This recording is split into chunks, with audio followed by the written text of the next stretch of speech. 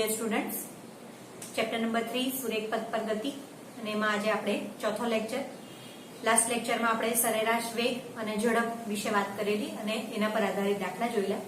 હવે આજે આપણે આગળ જોવાનું છે તત્કાલીન વેગ અને તત્કાલીન ઝડપ. સૌથી પહેલા તો તત્કાલીન વેગ એટલે શું, શા માટે આ તત્કાલીન વેગની જરૂર પડે છે, બરાબર છે? તો એની જરૂરિયાત શા માટે? તો આપણે જ્યારે સરેરાશ વેગની વાત કરતા હોઈએ ત્યારે એમ કીધેલું કે ચોક્કસ સમયગાળામાં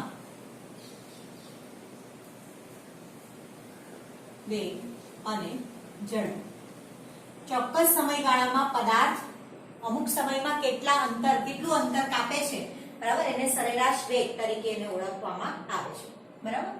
તો આપણે જો તત્કાલીન વેગને વ્યાખ્યાયિત કરતા હોઈએ, પહેલા આપણે તત્કાલીન વેગની વાત કરવાની છે. તો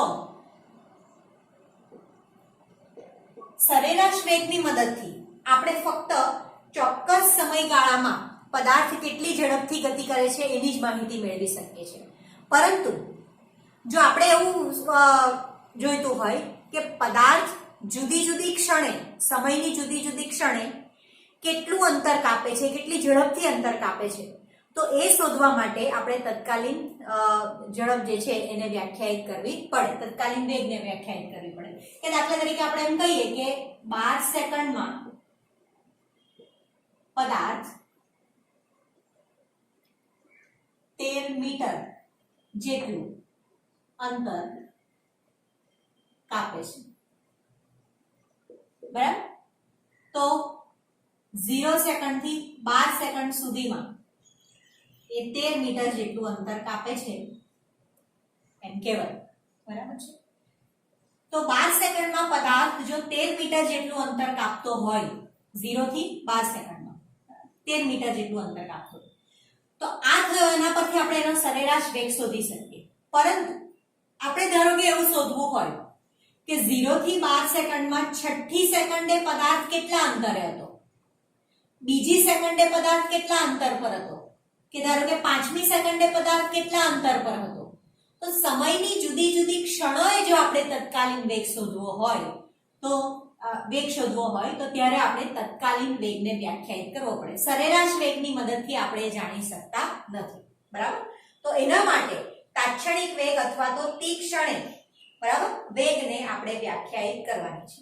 તો આપણે એની સમજૂતી મેળવીએ કે એની વ્યાખ્યા કે તત્કાલીન વેગ કઈ રીતે વ્યાખ્યાયિત કરી શકાય. તો કોઈ પણ ક્ષણે તત્કાલીન વેગ એટલે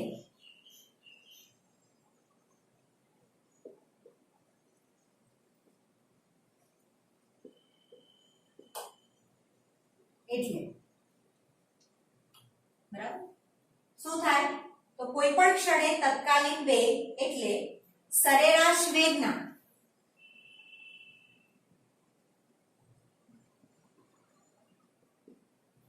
અતિ સૂક્ષ્મ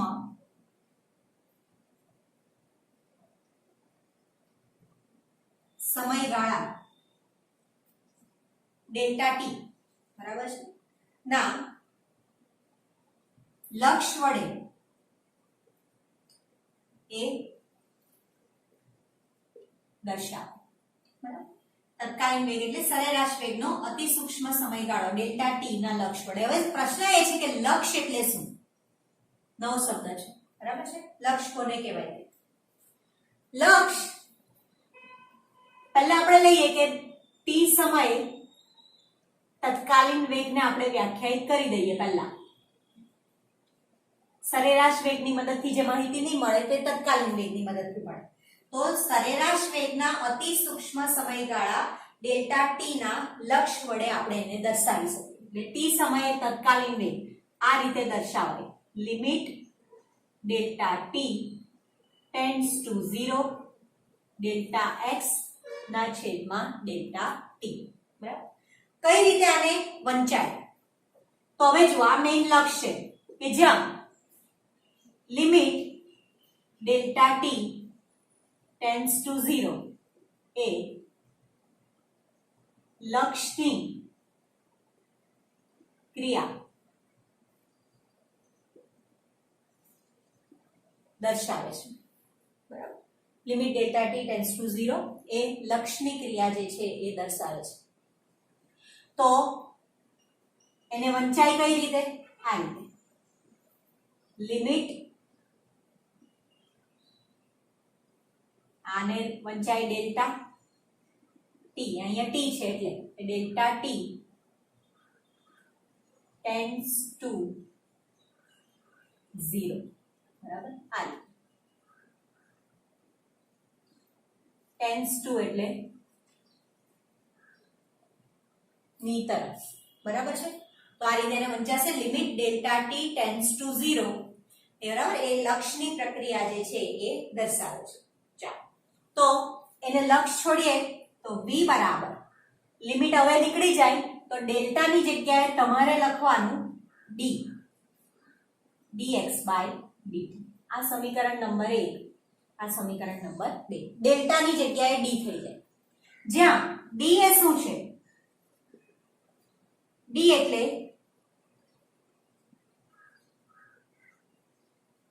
ડેરિવેટિવ, બરાબર છે?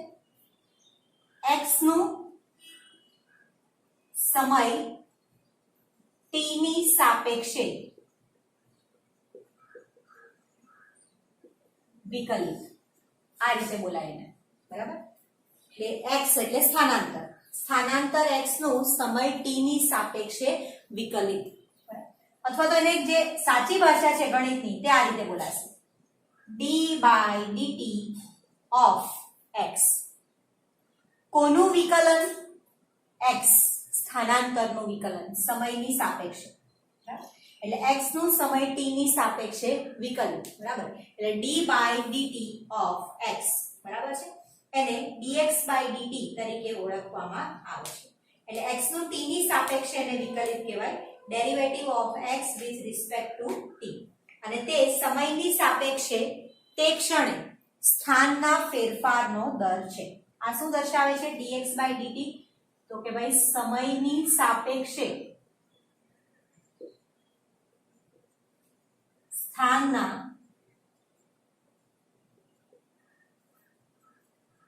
ફેરફારનો દર દર્શાવે છે, બરાબર છે? x નો સમય t ની સાપેક્ષે વિકલ્પ d by dt of x. ચાલો, એટલે સ્થાનના ફેરફારનો દર dx by dt, એટલે ડેલ્ટા, તમે લક્ષ છોડો એટલે ડેલ્ટાની જગ્યાએ d થઈ જાય, પછી આ નિશાની મૂકવાની રહીને એને વંચાશે limit delta t tends to 0, બરાબર છે? આને લક્ષ લીધેલું કહેવાય. એટલે v બરાબર dx by dt. સમયની નાની નાની ક્ષણોએ આપણને વેગનું મૂલ્ય આપશે, કારણ કે સ્થાનાંતરના છેદમાં સમય એ વેગનું મૂલ્ય આપે. એનું પાછું સમયની સાપેક્ષે આપણે વિકલન માટે આપણે આગળ બીજું જોઈશું કઈ રીતે કરાય, તો તે આપણને તત્કાલીન વેગનું મૂલ્ય આપે છે. એટલે સમય t ની સાપેક્ષે વિકલિત જે છે એ ફેરફારનો દર જે છે એ દર્શાવે છે, બરાબર? એટલે જમણી બાજુની જે રાશિ છે એને x નો t ની સાપેક્ષે વિકલિત ગુણક કહે છે, એને dx by dt વડે દર્શાવે છે. એટલે x નો t ની સાપેક્ષે એને વિકલિત કહેવાય. તે સમયની સાપેક્ષે તે ક્ષણે સ્થાનના ફેરફારનો દર દર્શાવે છે. એટલે સમયની સાપેક્ષે સ્થાનના ફેરફારનો દર એને તત્કાલીન વેગ તરીકે ઓળખવામાં આવે છે. તમે આ રીતે પણ લખી શકો કે સમયની સાપેક્ષે સ્થાનના ફેરફારનો દર, બરાબર, એને તત્કાલીન વેગ તરીકે ઓળખવામાં આવે છે.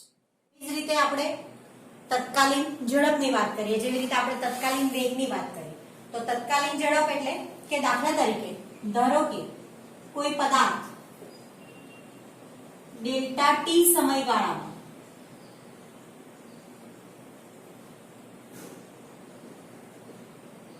ડેલ્ટા x જેટલું અંતર કાપે છે, બરાબર? ડેલ્ટા ટી સમયગાળામાં ડેલ્ટા x જેટલું અંતર જે છે એ કાપે છે. તો ડેલ્ટા x જેટલું અંતર કાપે છે અને એના માટે કે જો સમયગાળો સરેરાશ ઝડપ v બાર બરાબર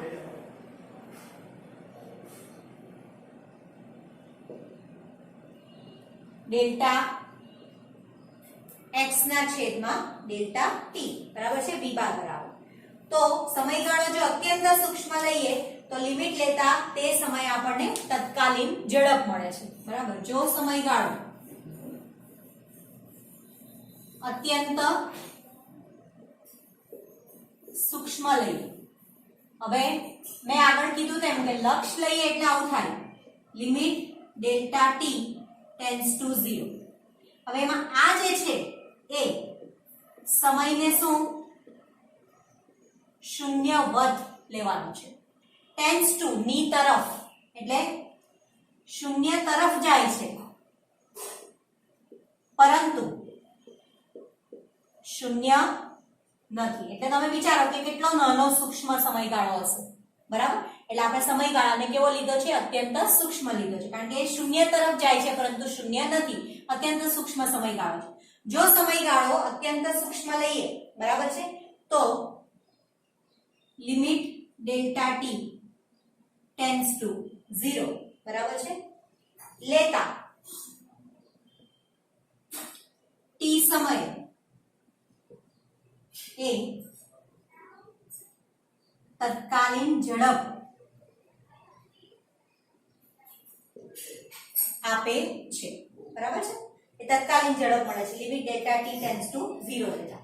એટલે કોઈ પણ ક્ષણે તત્કાલીન ઝડપ અને તત્કાલીન વેગના મૂલ્ય કેવા હોય છે, એક સમાન હોય છે, બંને સરખા જ હોય. તત્કાલીન વેગ લઈએ કે તત્કાલીન ઝડપ લઈએ, આપણું સૂત્ર તો આ જ છે, v બાર બરાબર ડેલ્ટા x ના છેદમાં ડેલ્ટા t. બરાબર, એટલે સમયગાળા માટે સરેરાશ ઝડપ એ સરેરાશ વેગના માન જેટલી કે તેનાથી વધુ હોઈ શકે, પરંતુ કોઈ પણ ક્ષણ માટે મેળવેલ તાત્ક્ષણિક ઝડપ તે ક્ષણ માટે તાત્ક્ષણિક વેગના મૂલ્ય જેટલી હોય છે. સરેરાશ વેગ સરેરાશ ઝડપ અલગ હોઈ શકે, પરંતુ તત્કાલીન વેગ અને તત્કાલીન ઝડપના મૂલ્ય કેવા હોય છે, એક સમાન હોય છે. હવે વિદ્યાર્થી મિત્રો, તત્કાલીન વેગ અને ઝડપની આપણે વાત કરી, હવે આગળ આપણે જવાનું છે પ્રવેગની વાત પર. હવે સૌથી પહેલા તો પ્રવેગ એટલે શું? તમે 10મા ધોરણમાં પણ ભણી ગયા છો કે વેગની દિશામાં અથવા તો વેગના મૂલ્યમાં સમય સાથે થતો ફેરફાર એને પ્રવેગ તરીકે ઓળખવામાં આવે છે. સાદો પ્રવેગ જેને આપણે કહીએ, બરાબર. તો આપણે એમ કહી શકીએ કે એકમ સમયમાં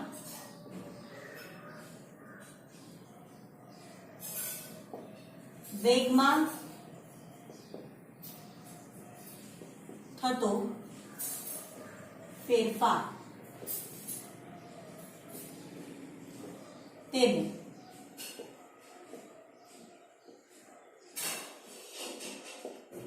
પ્રવેગ કહે છે. બરાબર છે, વેગમાં થતો ફેરફાર એકમ સમયમાં એને પ્રવેગ તરીકે ઓળખવામાં આવે છે. તો સમયની સાપેક્ષે વેગમાં થતા ફેરફારને પણ આપણે શું કહીએ છીએ, પ્રવેગ તરીકે ઓળખીએ છીએ. તેનો એકમ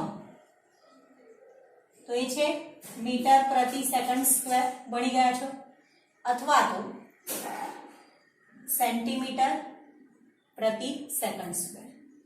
પ્રવેગ એ શું છે, સદિશ રાશિ છે. બરાબર, દિશાની જરૂર પડે છે એટલે એને સદિશ રાશિ તરીકે ઓળખવામાં આવે છે. બરાબર, તો જેની દિશા વેગના ફેરફારની દિશામાં તમને જોવા મળે છે. બરાબર, તો એના ઉપરથી પ્રવેગની દિશા કઈ, તો વેગમાં થતા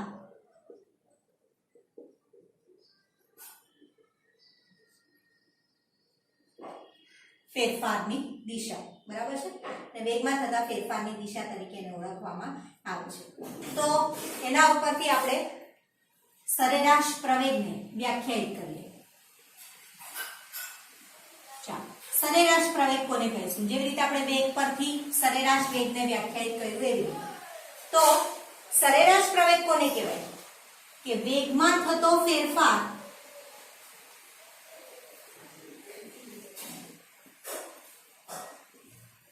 અને સમયગાળાના ગુણોત્તરને સરેરાશ પ્રવેગ કહે છે. વેગમાં થતો ફેરફાર અને સમયગાળાના ગુણોત્તરને બરાબર છે આપેલા સમયગાળા માટે સરેરાશ પ્રવેગ તરીકે ઓળખવામાં આવે છે. ધારો કે આપણે ધારી લઈએ કે t1 સમય કોઈ પદાર્થ છે તેનો વેગ v2 જેટલો છે, v1 વેગ છે સોરી, બરાબર, અને t2 સમય તેનો વેગ v2 જેટલો છે, બરાબર છે. ચાલો, તેથી વેગમાં થતો ફેરફાર કેટલો? અંતિમ વેગ માઇનસ પ્રારંભિક વેગ, એટલે હું લખી શકું v2 માઇનસ v1, બરાબર. એટલે વેગમાં થતો ફેરફાર છે અને સમયગાળો કેટલો? અંતિમ સમય માઇનસ પ્રારંભિક સમય, એટલે t2 માઇનસ t1, બરાબર. આટલું આપણને મળ્યું. તો એના ઉપરથી સરેરાશ પ્રવેગ વ્યાખ્યાયિત કરાય. તો સરેરાશ પ્રવેગ એ બાર બરાબર વેગમાં થતો ફેરફાર છેદમાં સમયગાળો.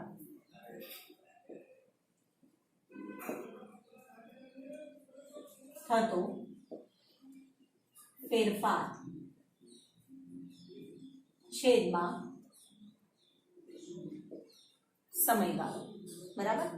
માટે એ બાર બરાબર વેગમાં થતો ફેરફાર એટલે v2 માઇનસ v1 છે છેદમાં સમયગાળો કેટલો? t2 માઇનસ t1, બરાબર છે. ચાલો, એટલે બાર બરાબર v2 માઇનસ v1 છેદમાં t2 minus t1. v2 minus v1 એ વેગમાં થતો ફેરફાર છે એટલે એને આપણે ડેલ્ટા v તરીકે લખીશું, અને t2 માઇનસ t1 એ સમયમાં થતો ફેરફાર છે એને ડેલ્ટા t તરીકે લઈશું, બરાબર. એટલે અહીંયા લખી દઈએ કે જ્યાં ડેલ્ટા v બરાબર v2 minus v1, delta t બરાબર t2 માઇનસ v1. સમીકરણ નંબર 1. એટલે સરેરાશ પ્રવેગ બરાબર ડેલ્ટા v ના છેદમાં ડેલ્ટા t. વેગનું સમયની સાપેક્ષે વિકલન, બરાબર, એને સરેરાશ પ્રવેગ તરીકે ઓળખવામાં આવે છે. એ બાર બરાબર ડેલ્ટા v ના છેદમાં ડેલ્ટા t. જ્યાં v1 અને v2 જે છે એ t1 અને t2 સમયે તાત્ક્ષણિક વેગ છે. હવે વેગ વિરુદ્ધ સમયનો આલેખ પણ આપણે આ રીતે જોઈ શકીએ. હવે આ તો થઈ સરેરાશ પ્રવેગની માહિતી, પરંતુ સરેરાશ વેગની જેમ જ જેવી રીતે સરેરાશ વેગની મદદથી આપણે સમયની જુદી જુદી ક્ષણોએ વેગનું મૂલ્ય નહીં શોધી શકીએ, ફક્ત ચોક્કસ સમયગાળા માટે જ વેગનું મૂલ્ય મળે અને એને માટે આપણે તત્કાલીન વેગને વ્યાખ્યાયિત કરવું. એવી જ રીતે સરેરાશ પ્રવેગની મદદથી સમયની જુદી જુદી ક્ષણે વેગમાં થતો ફેરફાર એટલે કે પ્રવેગ એ આપણે જાણી શકતા નથી. તો એના માટે આપણે તત્કાલીન પ્રવેગને વ્યાખ્યાયિત કરવો પડે છે. કે આપણે એમ કીધું કે t1 અને t2 સમય, તો t1 અને t2 સમયની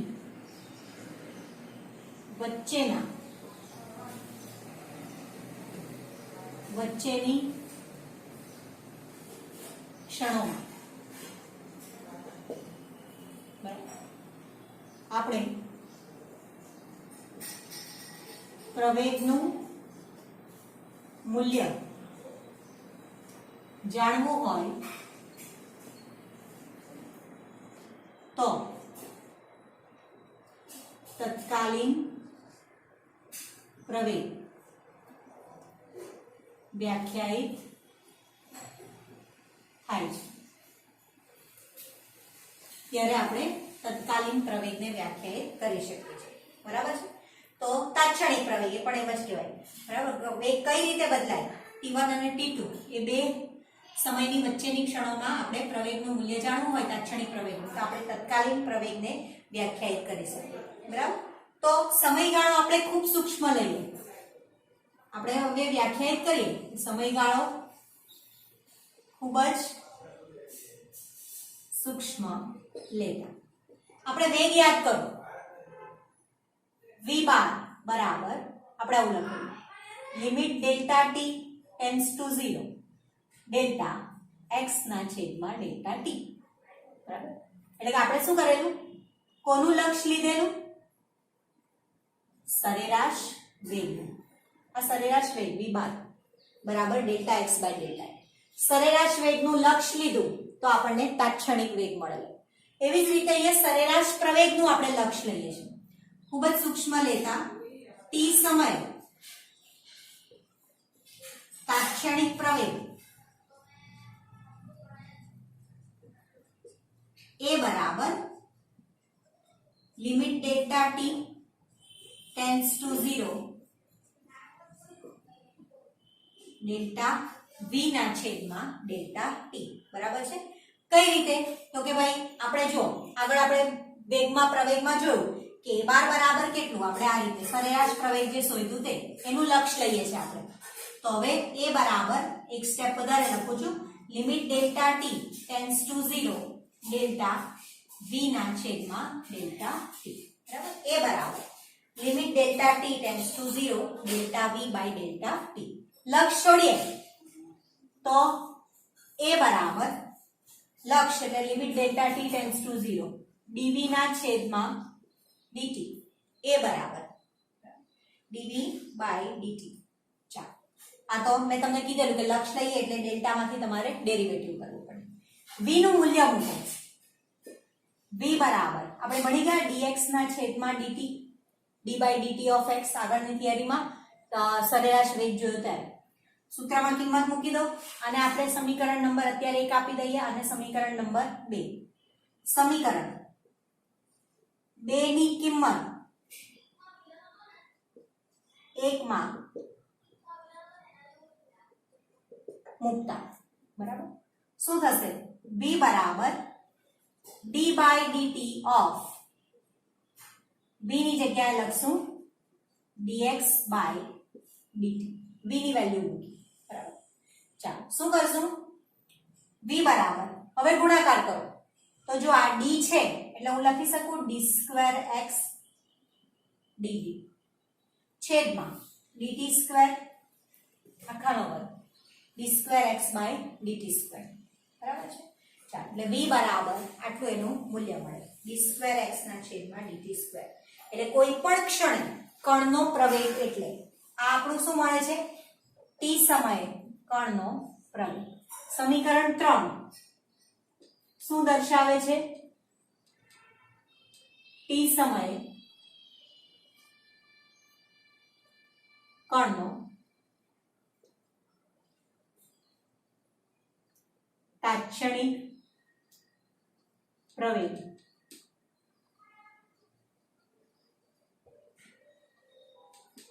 દર્શાવે છે. t સમયે કણનો તાત્ક્ષણિક પ્રવેગ જે છે એ દર્શાવે છે. v બરાબર d સ્ક્વેર x ના છેદમાં dt સ્ક્વેર. કોઈ પણ ક્ષણે કણનો પ્રવેગ એટલે આના ઉપરથી આપણે લખી શકીએ કે કોઈ પણ ક્ષણે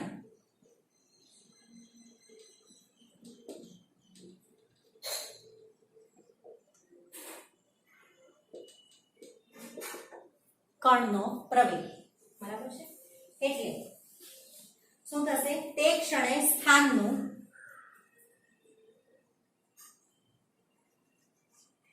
એટલે તે ક્ષણે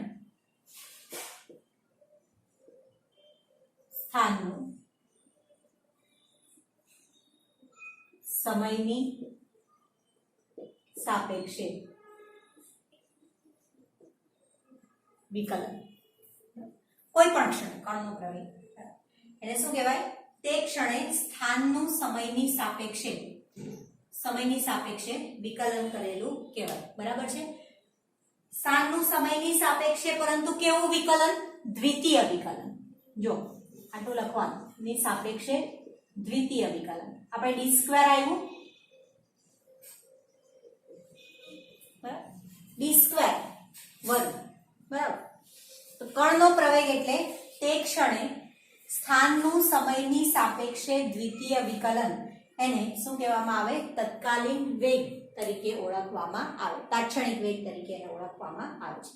d square x by dt square. એટલે કોઈ પણ ક્ષણે કણનો પ્રવેગ એટલે તે ક્ષણે સ્થાનનું આ સ્થાન એનું સમયની સાપેક્ષે દ્વિતીય વિકલન. બે વાર વિકલન કર્યું. એકવાર અહીંયા કર્યું v નું dx by dt, એટલે આ એક વિકલન, પાછું dx by dt નું બીજી વાર વિકલન, બરાબર છે. તો એને ડેરિવેટિવ વિકલન, તો d square x by dt square. તો આ થઈ તાત્ક્ષણિક પ્રવેગની વાત.